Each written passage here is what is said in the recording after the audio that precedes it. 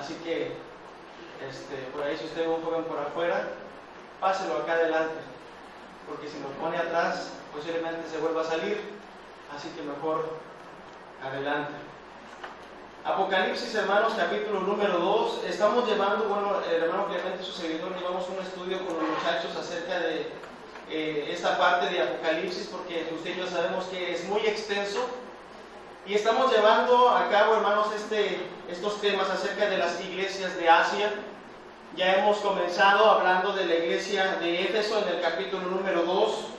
Una iglesia, hermanos, muy atareada, trabajando para el Señor, pero sin ningún amor sincero hacia Él. Esta es la iglesia afanada por las grandes estadísticas, pero que se aleja de una entrega correcta, de un corazón firme y entregado a Cristo. Es por eso que de alguna manera Dios tiene que escribir a esta iglesia en Éfeso y le dice de esta manera: pero tengo contra ti que has dejado tu primer amor. Y le exhorta y le reprende, ¿verdad?, a esta iglesia. Y es lo que hemos estudiado con los muchachos acerca de la iglesia en Éfeso, y también tiene una aplicación para el creyente. Muchas de las veces hemos dejado ese primer amor en nuestras vidas. Las cosas que hacíamos antes cuando recién nos convertimos al Señor, y hacemos y queremos hacer tantas y tantas cosas más. Pero llega el momento en que Dios tiene que hablarnos a nuestras vidas y decirnos: sabes que has fallado, tengo algo contra ti. Estás dejando tu primer amor. Después, en el capítulo 2, en el versículo 8, escribe al ángel de la iglesia en Esmirna. Y esta iglesia, hermanos, el Señor no critica a esta iglesia tanto, pero sin embargo había un peligro presente en ella. Esta era una iglesia pobre que sufría. Aunque el Señor de alguna manera dice: tú dices que estás pobre, pero realmente no lo estás. Eres una iglesia que es rica espiritualmente. Pero a pesar de ello, dice la Escritura, que supo mantenerse fiel a su Señor.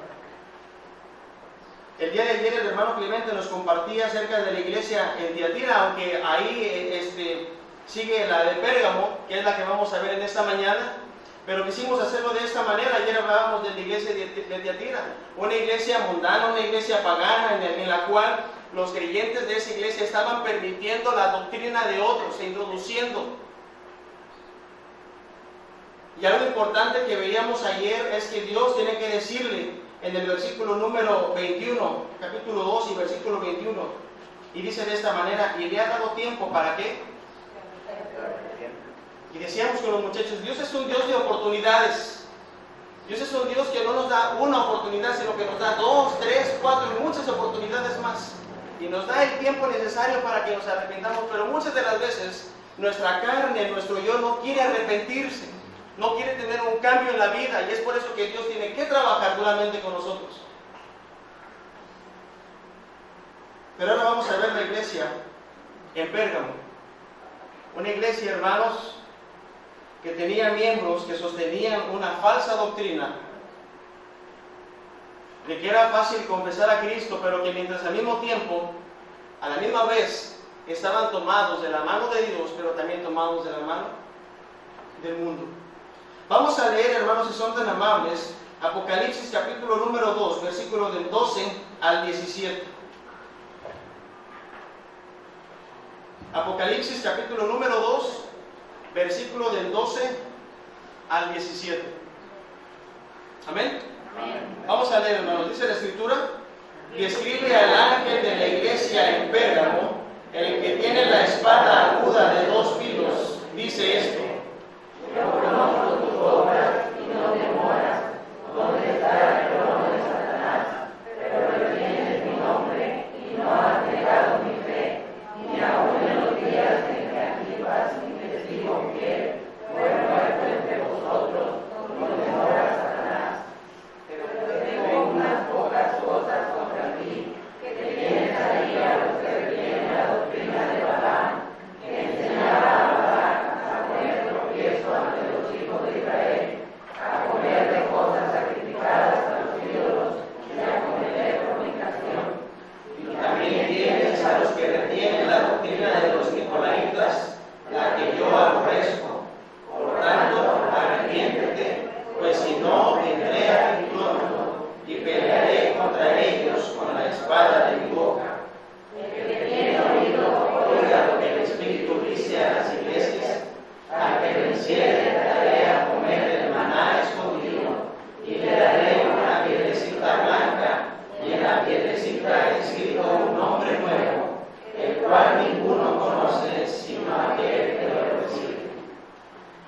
Y escribe al ángel de la iglesia en Pérgamo, el que tiene la espada aguda de dos filos. Antes de introducirnos, hermanos, vamos a ver un poquito de la ciudad de Pérgamo. Esta ciudad, hermanos, se encontraba a unos 30 kilómetros de Esmirna. Algunas de las características, ¿verdad?, de esta iglesia es que estaba ubicada al norte de Esmirna, a 30 kilómetros, y actualmente se conoce como la llamada Bergama. Pérgamo, hermanos, era una ciudad, y su palabra Pérgamo significaba o tenía una ilustración de la industria del antiguo del pergamino, debido al comercio que tenía. Entonces, y la producción, de ahí fue tomado tal vez ese nombre de Pérgamo, aunque más adelante vamos a tener otro concepto, otro significado aplicable al tema. Esta ciudad también, estamos hablando de la ciudad, no aún de la iglesia, estamos hablando de la ciudad, también tenía biblioteca de más de 200,000 libros. La ubicación, hermanos, entonces la podemos encontrar ahí, ¿verdad?, en lo que hoy se conoce como Turquía, Asia. Esta ciudad, hermanos, fue destacada y tenía una característica principal porque tenía una religiosidad tan cercana a Satanás. Y más adelante lo vamos a ver también. Fue una ciudad destacada por su religiosidad, porque tenía templos dedicados a dioses como a Zeus, a Dionisios, a Esclepio Soster, otro de su dios, a la diosa también Atenea, y también a un hombre, a un dios que ellos tenían como Esculapio Soster. Eran dioses paganos que la iglesia también tenía. Siendo este último, Esculapio, era el dios de la sanidad.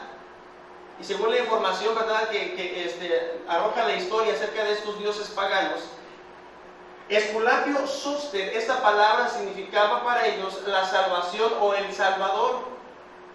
Y algo relacionado a esto, hermanos, y en la actualidad es un símbolo que se utiliza para la sanidad. Usted ha visto, por ejemplo, las ambulancias o la Cruz Roja, que a veces llegan a tener un símbolo como de una serpiente. ¿Ha visto usted este símbolo? De alguna manera, para ellos este hombre era un dios, el dios que ofrecía la sanidad. Era una ciudad rica porque se encontraba cerca del puerto, tenía mucha industria, tenía mucho comercio, pero también era una ciudad, hermanos, que era impía, que era pecadora, la ciudad de Pérgamo. Llama la atención, hermanos, este hombre estaba leyendo acerca de Esculapio, que era el dios de la sanidad y que tenía como símbolo una serpiente. Muchas de las veces lo vemos nosotros, pero no vemos el significado real. ¿O alguien de ustedes ya sabía de dónde venía? ¿Verdad que no? Ni yo tampoco. Pero tenían a ese dios de la sanidad. Y no solamente tenían un dios, sino que tenían varios dioses, y es por eso que Dios tiene que llamar a esta iglesia, porque estaba introduciendo a su casa, al templo de Dios, doctrina falsa. Estaba introduciendo herejías, era una iglesia mundana. Dice la Escritura en el versículo número 12, y escribe el ángel de la iglesia en Pérgamo, el que tiene, y vamos a ver la descripción de parte de Dios, cómo Dios se describe en este versículo. Dice, el que tiene ¿qué? La espada aguda de dos filos. Esa es la descripción que Cristo se hace. La espada, hermanos, es una representación simbólica de la doble capacidad que tiene la palabra de Dios. Uno, de separar a los creyentes del mundo. Dice la Escritura en el Salmo 119, lámpara es a mis pies tu palabra y lumbrera en mi camino. Es decir, que la palabra de Dios me va a enseñar el camino por el cual yo tengo que caminar, tengo que atravesar. La palabra de Dios, hermanos, es la que nos enseña a usted y a mí el camino, el rumbo que tenemos que llevar como hijos de Dios. Así que la palabra de Dios, la espada de dos filos, se utiliza para separar a los creyentes del mundo, pero también de condenar al mundo por el pecado. La Biblia misma nos enseña que el pecado es condenado, hermanos. La misma Biblia nos enseña que si estamos practicando el pecado, que si estamos en el pecado, no llegaremos o no estaremos en el lugar que Dios ha preparado. Necesitamos un arrepentimiento. Y la palabra de Dios nos marca el camino por el cual debemos andar, de creer, de arrepentirnos. La solución para la iglesia de Pérgamo, para el problema por el cual estaban atravesando, se encontraba en este precioso libro, la palabra de Dios. Mire, por ejemplo, vamos a buscar una cita, si es tan amable. La solución para sus problemas, para la iglesia en Pérgamo, Cristo tuvo que utilizar la palabra de Dios. Por ejemplo, vamos a buscar en el libro de Juan, capítulo 17 y versículo 17. San Juan 17, 17. Cristo usó la palabra para santificar a su iglesia. Juan 17, 17 dice de esta manera, léalo conmigo por favor: santifícalos en tu verdad. Tu palabra es verdad. Santifícalos en tu verdad. Tu palabra es verdad. Así que Cristo, hermanos, Dios mismo, lo que estaba haciendo es que estaba santificando a la iglesia. Quería que estuviera una iglesia santa y firme, íntegra delante de Dios. Que para ello ellos necesitaban la palabra de Dios. Santifícalos en tu verdad. Tu palabra es verdad. También era necesaria para limpiarlos. Juan capítulo 15 y versículo número 3. Juan 15, 3. ¿Qué dice, hermanos? Ya vosotros estáis limpios por la palabra que os he hablado. Ya vosotros, dice la Escritura en Juan 15:3, ya vosotros estáis limpios por la palabra. ¿Y esta es la palabra de Dios que os he hablado. Pero también la palabra de Dios trae gozo a la vida del cristiano, dice el versículo número 11. Y estas cosas os he hablado para que mi gozo esté con vosotros y vuestro gozo sea cumplido. Y un pasaje más, hermanos, también la palabra de Dios trae paz a la vida del creyente. San Juan 16 y versículo número 33, por favor, si le da lectura. San Juan 16, 33.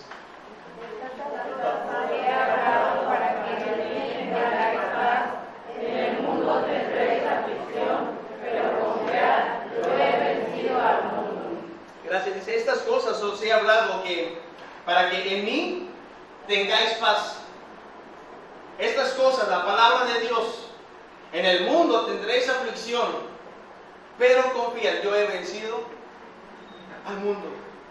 El creyente, hermanos, necesita alimentarse de la palabra de Dios. Necesita alimentarse de esta espada de dos filos.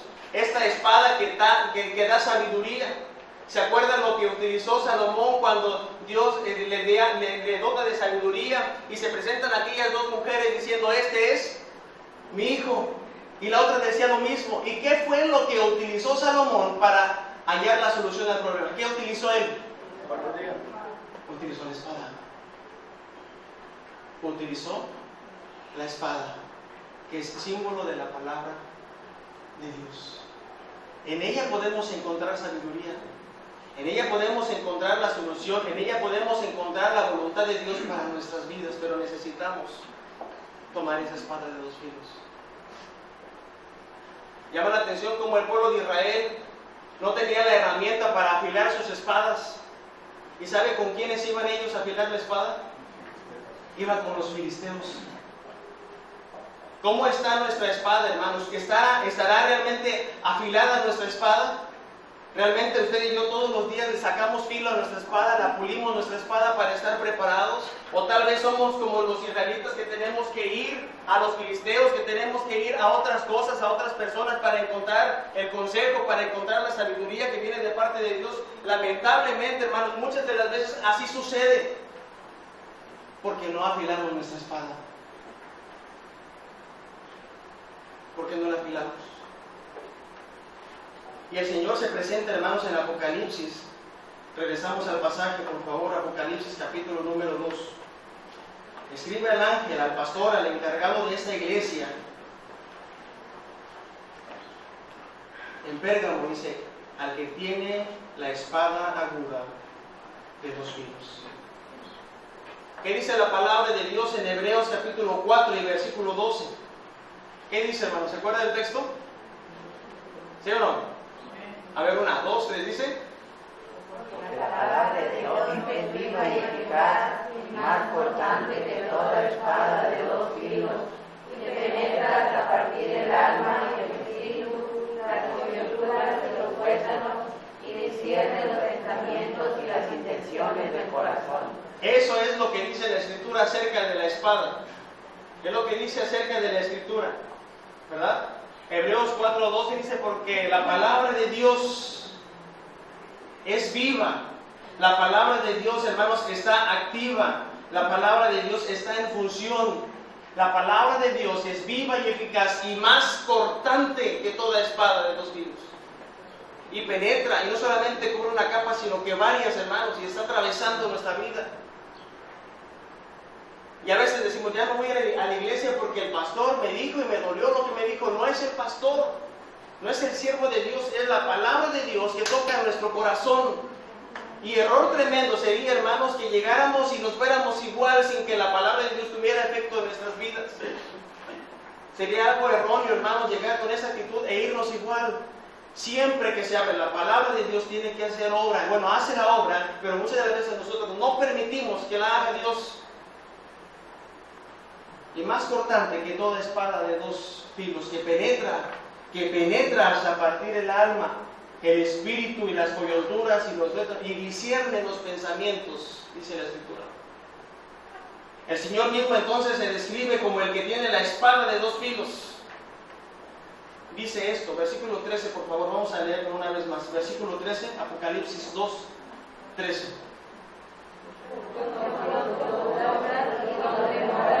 Donde está el trono de Satanás, pero retienes mi nombre y no has negado mi fe, ni aun en los días en que Antipas, mi testigo fiel, fue muerto entre vosotros, donde mora Satanás. Ahora vamos a encontrar, hermanos, que Dios hace una evaluación, hace un examen referente a esta iglesia y empieza a decirlas tanto las cosas buenas como las cosas malas y otras tan desagradables. Si Dios, hermanos, nos hiciera un examen de nuestra vida, ¿cómo saldríamos?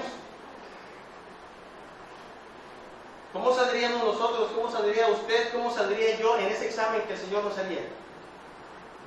Tal vez unos sí pasaríamos, tal vez otros no pasaríamos, o tal vez otros pasaríamos. ¿Verdad que sí?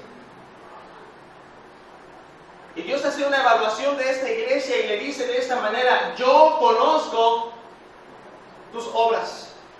Y esto nos habla, hermanos, que se manifiesta uno de los atributos de Dios que es, ¿cuál? ¿Cuál? Uno de los atributos de Dios cuando dice yo conozco, es que todos lo saben, y el atributo es omnisciencia, que Él lo conoce absolutamente todo. Así que Dios estaba hablando, hermanos, y conocía a los cristianos ahora de la iglesia en Pérgamo. Y le dice, yo conozco tus movimientos, yo conozco cada cosa que tú haces, yo conozco tus obras. Pero también dice después, ¿y dónde moras? ¿Dónde estás? Recuerdo aquella frase que Dios le hace a Adán cuando estuvo en el huerto del Edén, ¿se acuerda? Cuando pecaron después, que le dice, bueno, ¿sabes tú dónde estás? ¿Sabes dónde te encuentras? ¿Sabes qué es lo que has hecho? Y Dios le dice a esta iglesia, ¿dónde moras? Él sabía dónde estaba esta iglesia, qué prácticas tenía la iglesia. ¿Y dónde moraba? Donde está el trono de Satanás. Jesús, hermano, nuestro Dios, sabemos que está a la diestra de Dios el Padre. Pero Satanás, hermanos, está gobernando su reino de tinieblas. Satanás, hermanos, tenía su cuartel en ese lugar de Pérgamo, que años más adelante se tuvo que trasladar, tuvo que moverse a Roma.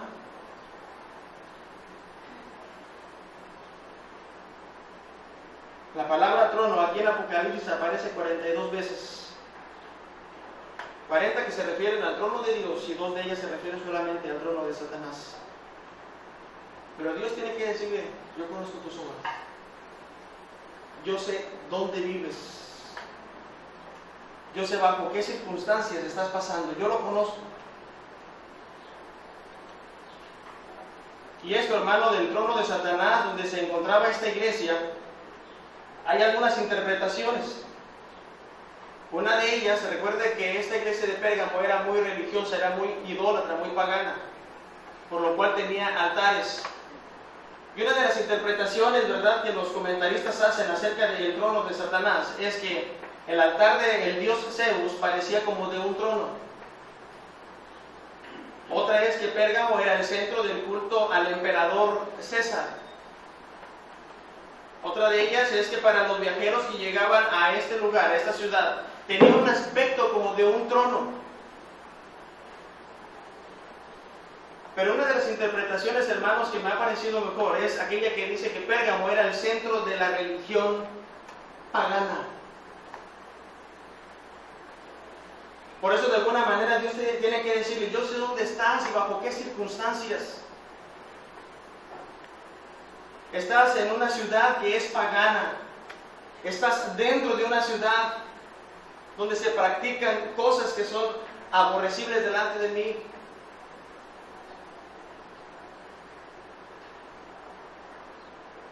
Yo conozco tus obras y dónde moras, donde está el trono de Satanás.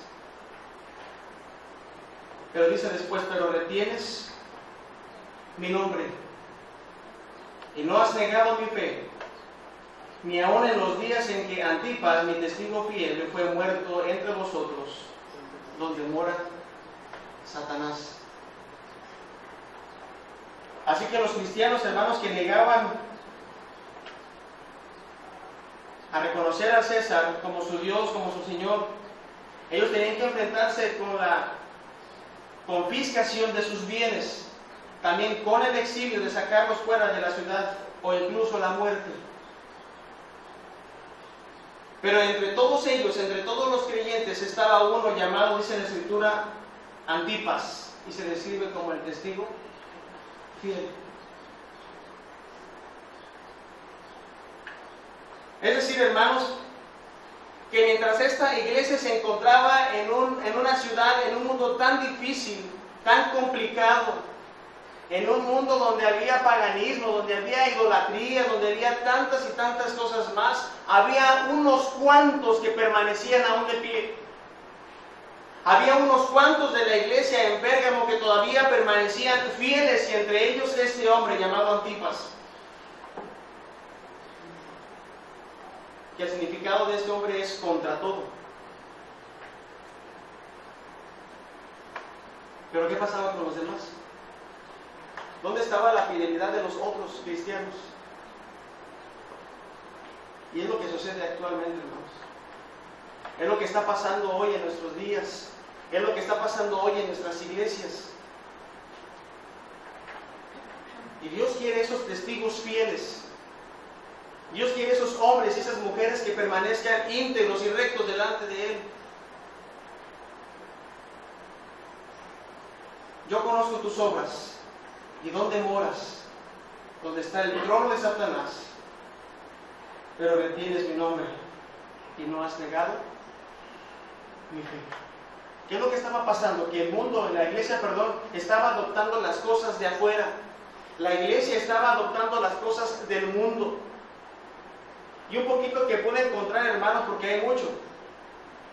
Acerca de la historia de Roma, se dice que un hombre llamado Constantino, que quería el cargo de emperador, de gobernador de Roma, y tenía una noción de algo de lo que era el cristianismo. Así que este hombre, un día, dice la historia, que un día estando en su casa, él vio una cruz ardiendo en el cielo. Él en esa visión dice que él pensó que era un mensaje de parte de Dios, viendo aquella cruz ardiendo en el cielo, y escuchó una voz que le decía: con este símbolo serás el vencedor. Años más tarde, Constantino pudo ser el emperador de Roma y consiguió a una persona para que le estudiara 50 de los manuscritos, de las copias de las Sagradas Escrituras, y que las revisara.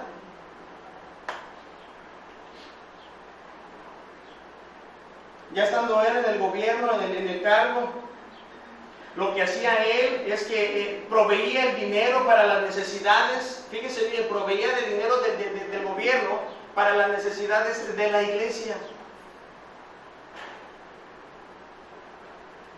Y muchos de los templos paganos pasaron a ser propiedad de los cristianos, de la iglesia.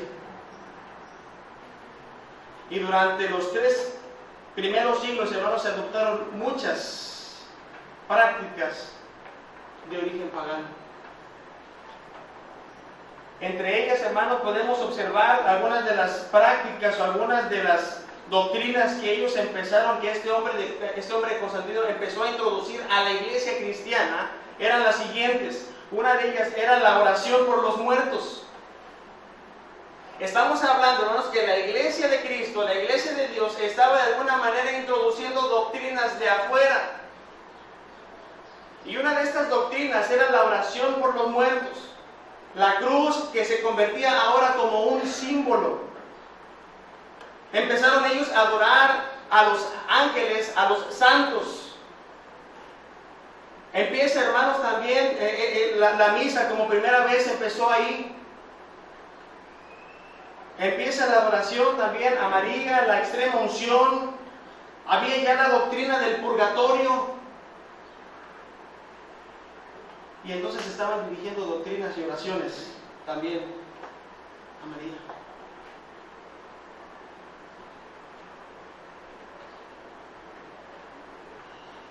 Una unión. En esta etapa, hermanos, que se describe aquí de la iglesia en Pérgamo, es la unión de la iglesia con el Estado. La iglesia empezó a adoptar doctrinas de afuera.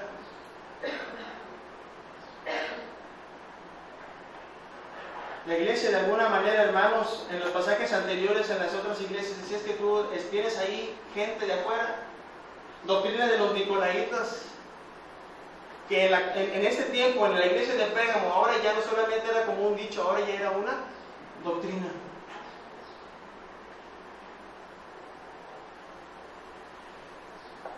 La iglesia, hermanos, se estaba volviendo más romana y menos cristiana.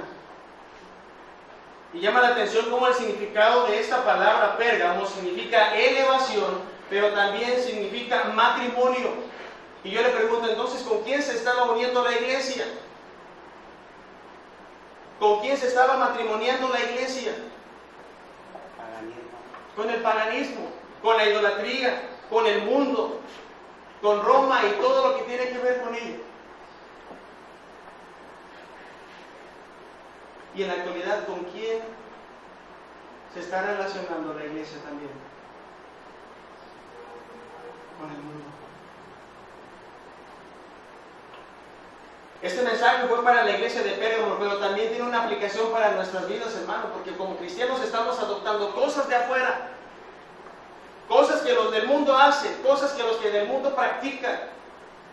Y nosotros, Dios dice que necesita de nosotros hombres fieles, hombres íntegros que permanecen en la verdad.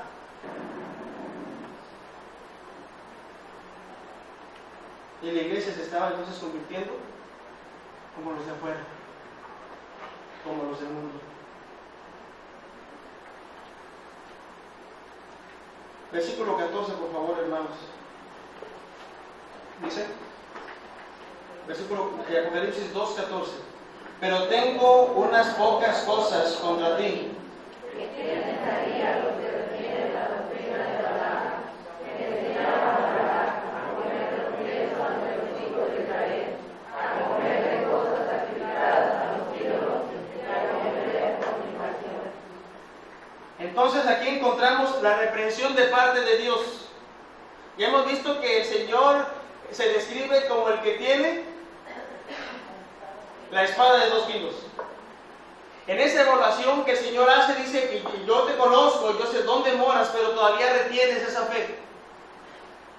Así lo encuentra Dios a esa iglesia. Por lo tanto, Dios tiene que tener una reprensión. Dios le exhorta a esta iglesia y le dice, pero tengo unas pocas cosas contra ti. Que tienes ahí a los que retienen, a los que se aferran a la doctrina de Balaam. que enseñan a Balac a poner tropiezo ante los hijos de Israel, a comer de cosas sacrificadas a los ídolos y a cometer fornicación. Vamos a ir por favor a Números capítulo 25. Si me acompaña por favor, si es tan amable. Números capítulo 25.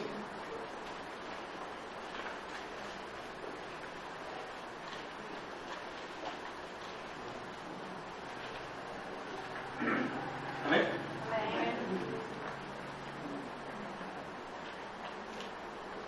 Moraba Israel en Sittim, y el pueblo empezó a fornicar, es decir, a tener relaciones sexuales con las hijas de Moab, las cuales invitaban al pueblo ¿a qué? A los sacrificios de sus dioses. Pero el pueblo decía, no, yo no voy a hacer eso. Yo no voy a pecar contra Dios. ¿Eso es lo que hacía el pueblo? ¿Qué es lo que hacía entonces el pueblo? Dice, y el pueblo comió y se inclinó a sus dioses. Así acudió el pueblo a Baal-peor, y el furor de Jehová se encendió contra Israel. Y Jehová dijo a Moisés, toma a todos los príncipes del pueblo y ahórcalos ante Jehová delante del sol, y el ardor de la ira de Jehová se apartará de Israel. Entonces Moisés dijo a los jueces de Israel, matad cada uno de aquellos de los vuestros que se han juntado con Baal-peor. He aquí un varón de los hijos de Israel vino y trajo a una madianita a sus hermanos, a ojos de Moisés y de toda la congregación de los hijos de Israel, mientras lloraban ellos a la puerta del tabernáculo de reunión. Dios en su palabra les había dicho a los de Israel, no tienen que juntarse con las extranjeras. Dios les había dado orden ya de no hacerlo, pero fue lo primero que ellos hicieron.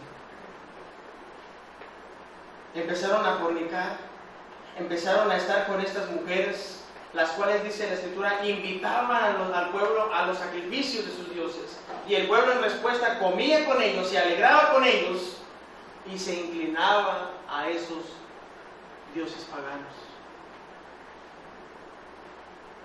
Y Dios le dice a la iglesia en Pérgamo, ahí todavía tienes de los que todavía practican esta doctrina, de los que todavía se juntan y que practican la fornicación y comen cosas sacrificadas a los ídolos. ¿Sabes qué? Deténlos y sácalos fuera de la iglesia. Te están contaminando a todos los demás. Tienes que intervenir y tienes que hacer algo en esto.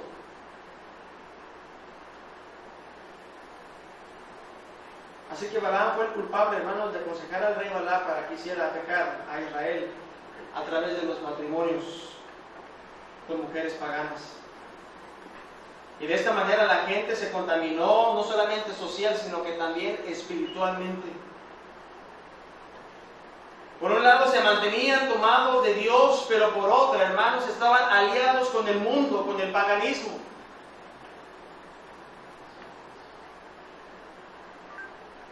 A los que retienen la doctrina de Balaam. Pero dice el versículo número 15 también, que también tienes, ¿a quiénes? A los que retienen la doctrina de los nicolaitas, la que yo aborrezco. La doctrina que Dios estaba aborreciendo era la que ellos practicaban, la de los nicolaitas. Esta doctrina, hermanos, lo que había empezado por obras, como dice el versículo 6, 2:6, pero tienes esto que aborreces, las obras de los nicolaitas. Para entonces ya eran doctrinas. Este era un tipo, hermanos, de los nicolaitas, aunque se tiene poca información, pero era un tipo de secta que de alguna manera quería introducir doctrinas falsas ahí en esa iglesia. Doctrinas que Dios aborrece. Dice la palabra de Dios ahí en 2 de Pedro, capítulo número 2. 2 de Pedro, capítulo número 2, versículo 10 en adelante, dice de esta manera: y mayormente aquellos que, siguiendo la carne, andan en concupiscencia e inmundicia y desprecian el señorío. ¿Y cómo son descritos en este pasaje? Atrevidos y contumaces, no temen decir mal de las potestades superiores. Versículo 11. Mientras que los ángeles, que son mayores en fuerza y en potencia, no pronuncian juicio de maldición contra ellas delante del Señor. Pero esto dice, hablando mal de cosas que no entienden, como animales irracionales, nacidos para presa y destrucción, perecerán en su propia perdición. 13. Recibiendo el galardón de su justicia, ya que tienen por delicia de gozar de deleites cada día. Estos son injusticias y manchas, quienes aún mientras comen con vosotros se recrean en sus errores. Tienen los ojos llenos de adulterio, no se sacian de pecar, seducen a las almas inconstantes, tienen el corazón habituado a la codicia y son hijos de maldición, han dejado el camino recto y se han extraviado siguiendo el camino de Balaam, hijo de Beor, el cual amó el premio de la maldad y fue reprendido por su iniquidad, pues una muda bestia de carga, hablando con voz de hombre, refrenó la locura del profeta. Estos son fuentes sin agua y nubes empujadas por la tormenta, para los cuales la más densa oscuridad está reservada para siempre. Pues hablando palabras infladas y vanas, seducen con concupiscencia de la carne y disoluciones a los que verdaderamente habían huido de los que viven en error. Y continúa la lectura. Les prometen que libertad y son ellos mismos esclavos de corrupción, porque el que es vencido por alguno es hecho esclavo del que lo venció. Ciertamente, si habiéndose ellos escapado de las contaminaciones del mundo,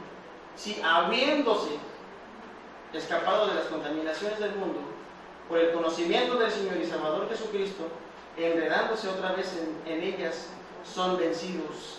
Su primer estado viene, su postrer estado, dice la Escritura, viene a ser peor que el primero. Porque mejor les hubiera sido no haber conocido el camino de la justicia, que después de haberlo conocido, volverse atrás del santo mandamiento que les fue dado. Pero les ha acontecido lo del verdadero proverbio. ¿Cuál es?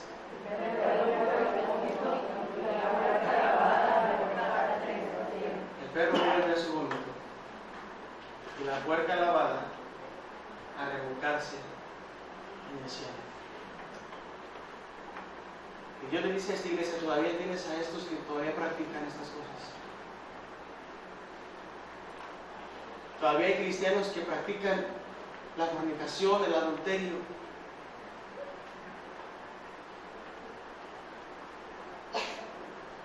Y Dios tiene que reprenderles. Yo les tengo unas pocas cosas contra ti.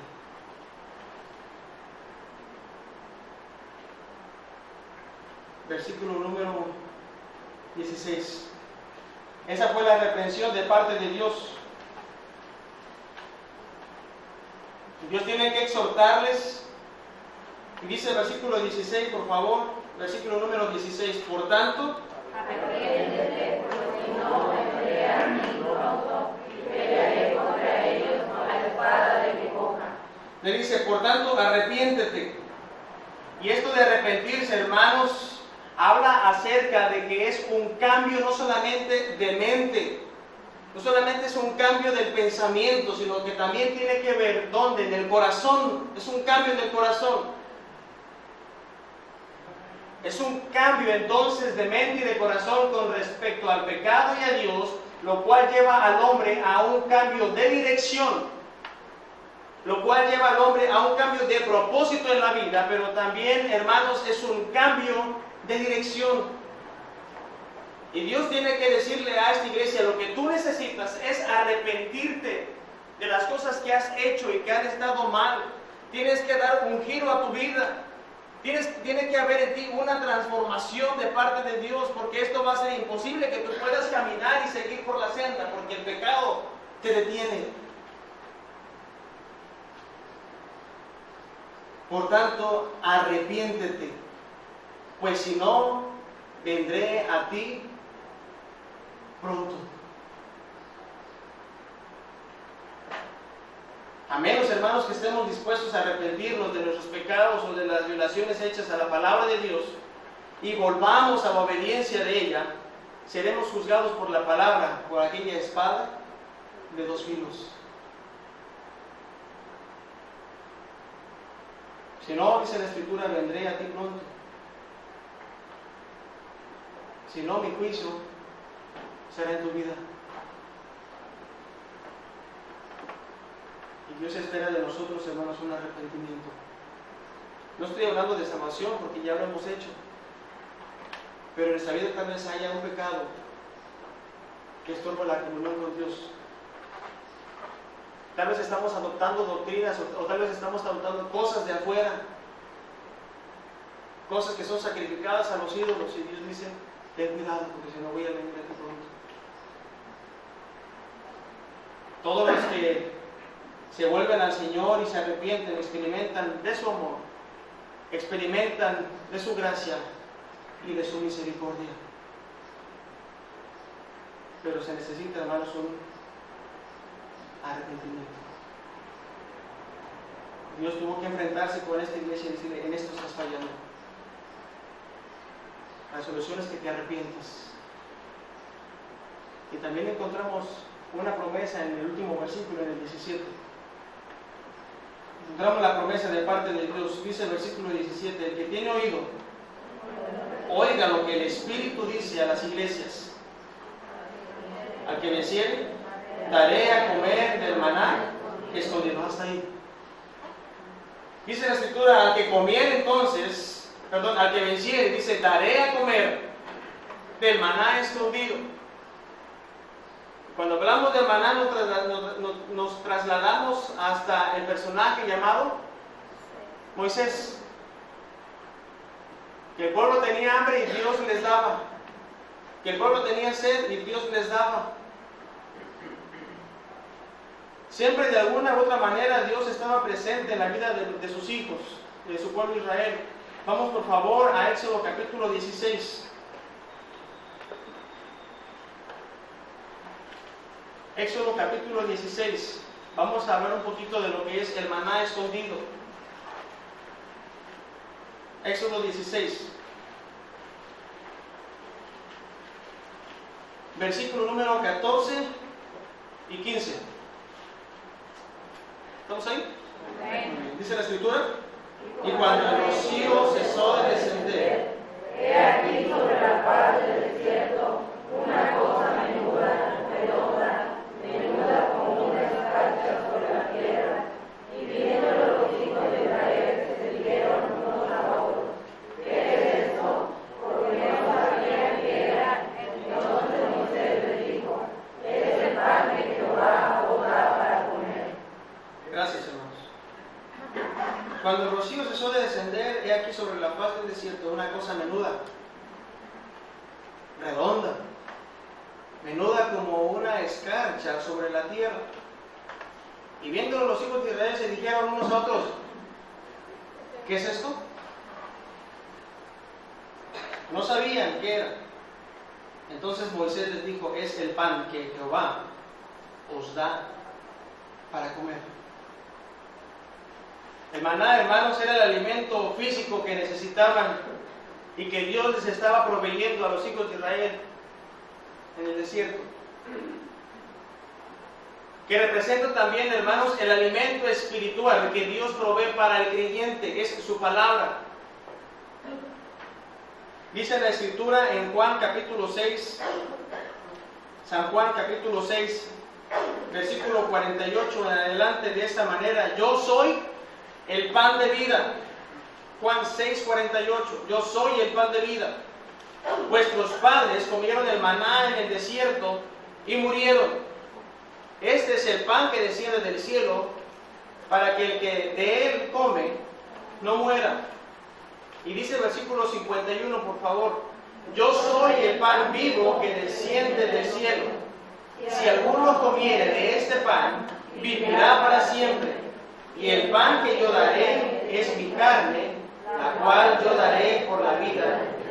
Dice el versículo 51, yo soy el pan vivo, no el pan Bimbo. Yo soy el pan vivo, dice la Escritura, que descendió del cielo. Si alguno comiere de este pan, dice la Escritura, vivirá para siempre. Y el pan que yo daré es mi carne. ¿Y no entregó el Señor Jesucristo su vida, su cuerpo, su carne, su sangre en el madero por nosotros? Para darnos a nosotros, para darnos a usted y a mí esa salvación tan grande que se describe en Hebreos. Para darnos a usted y a mí ese lugar especial en el cielo. Una eternidad con el Señor. Es por eso que dice la Escritura, y el pan que yo daré es mi carne, la cual yo daré por la vida del mundo.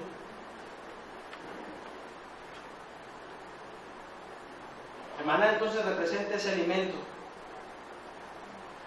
Y usted y yo necesitamos alimentarnos de Dios, de su palabra, todos los días.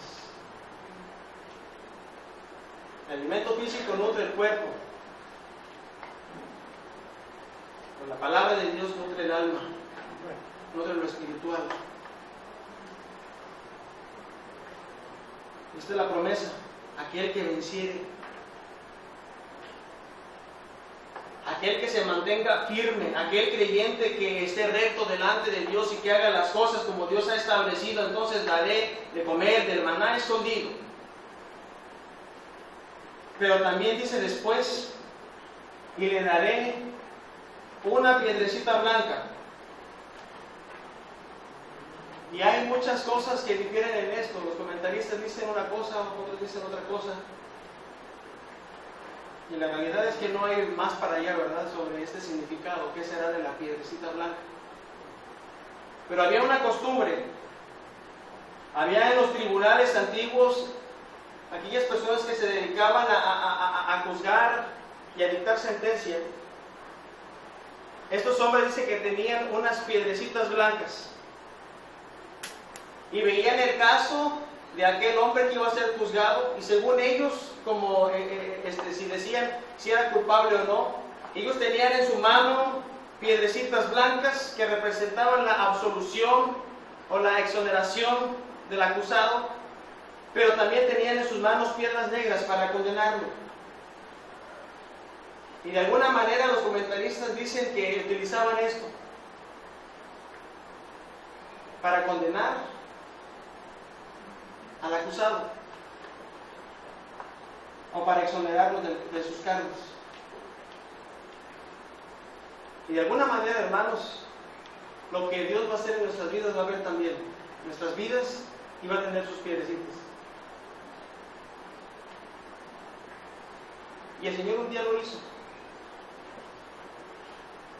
Sabía que nosotros habíamos pecado, pero también nos arrepentimos, creímos, tuvimos fe, y el Señor ahora nos ha adoptado como sus hijos.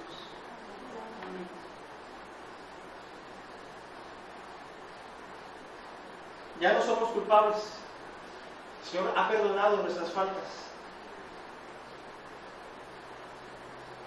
Así que dice el pasaje, le daré una piedrecita blanca. Pero lo importante de esto es la segunda parte, que dice de esta manera: y en la piedrecita escrito, ¿qué? Un nombre nuevo. Tal vez haya muchas cosas diferentes al significado de lo que es la piedrecita blanca. Pero lo importante aquí, hermanos, tal vez la importancia es la inscripción que aparece en ella. Un nombre nuevo, lo cual indica la adopción de Dios y el derecho que tenemos a la gloria, de estar en la eternidad con el Señor. Una piedrecita blanca, y en la piedrecita escrito un nombre nuevo. Pero esa promesa, tanto del maná y como de esta piedrecita, es para aquel que venciere, aquel que se mantenga,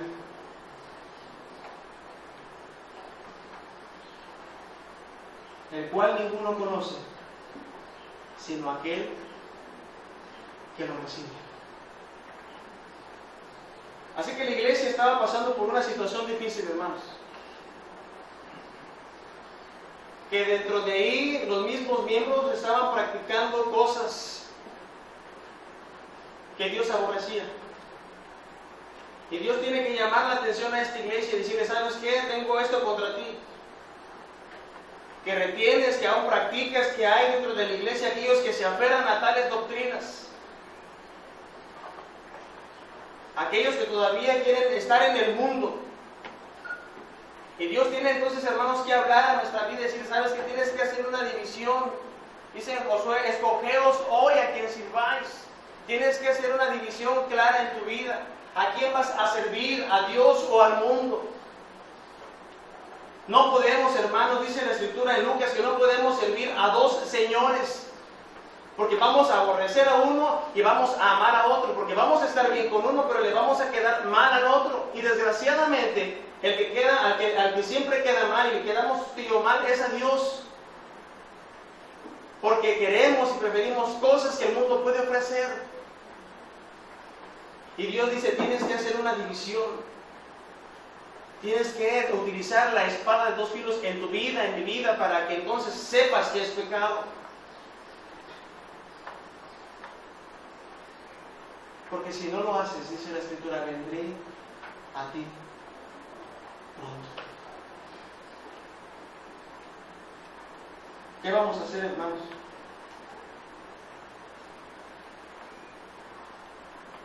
¿Vamos a continuar igual? ¿O vamos a decirle al Señor, Señor, perdóname?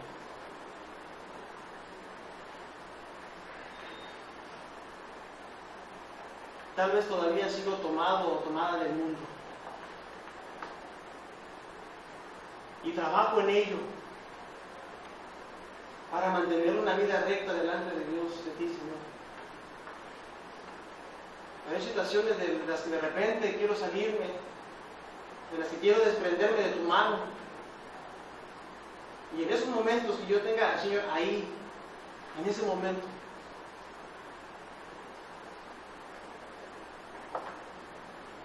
Dios tuvo que reprender a esta iglesia. Este fue un mensaje para esa iglesia de perdón. Pero es un mensaje que también se puede aplicar a esta iglesia. Es un mensaje que también se aplica a cada uno de nosotros.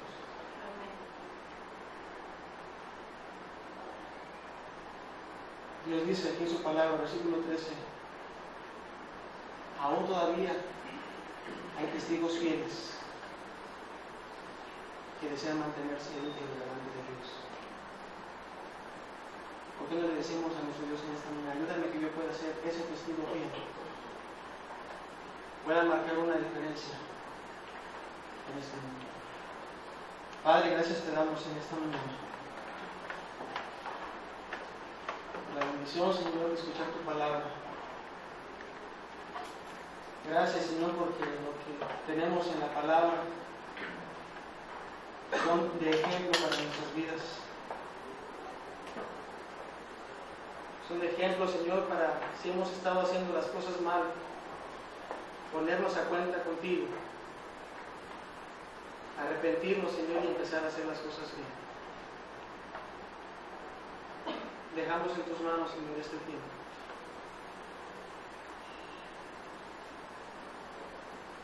Este mensaje también se aplica a nosotros como iglesia, hermanos. Estamos viviendo un tiempo difícil, un tiempo complicado, pues de alguna manera la doctrina verdadera, la doctrina pura, el hombre está intentando hacerla a un lado.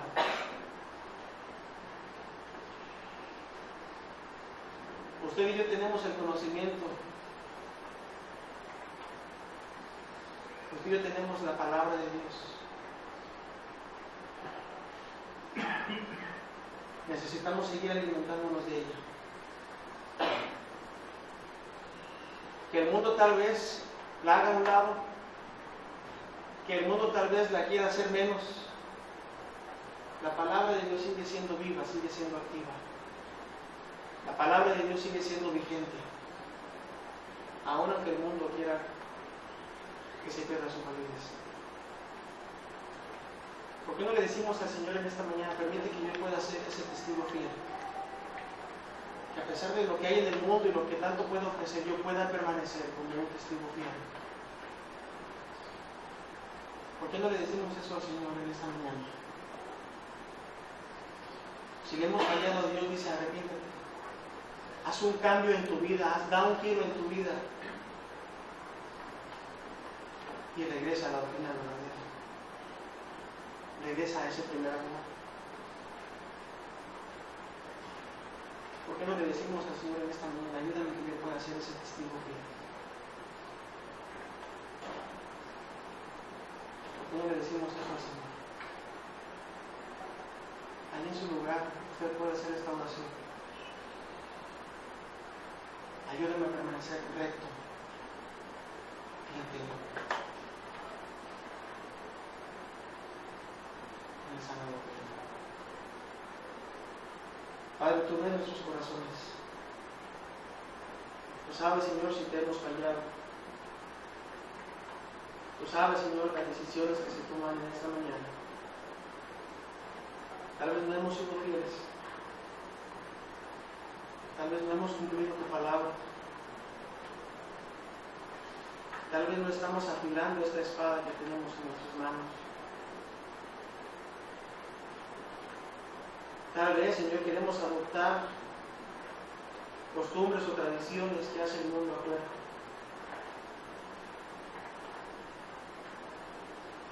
Ayúdanos, Señor, a seguir adelante. Permítenos que tengamos en nuestro corazón ese arrepentimiento sincero para contigo. Que seamos esos testigos fieles que aún retienen la verdadera palabra tuya. Ayúdanos, Señor, en este mundo que ofrece tantas cosas. Que no nos alejemos, Señor, de ti. Gracias, Padre Celestial, en esta hora, porque sabemos que nos oyes, nos escuchas, Señor, y estás pendiente de cada uno de tus hijos. Te lo suplicamos, Señor, en el nombre de Cristo Jesús, nuestro Salvador y Señor. Amén. Vamos a levantar los informes, hermanos, de los jóvenes, de las hermanas y de los varones.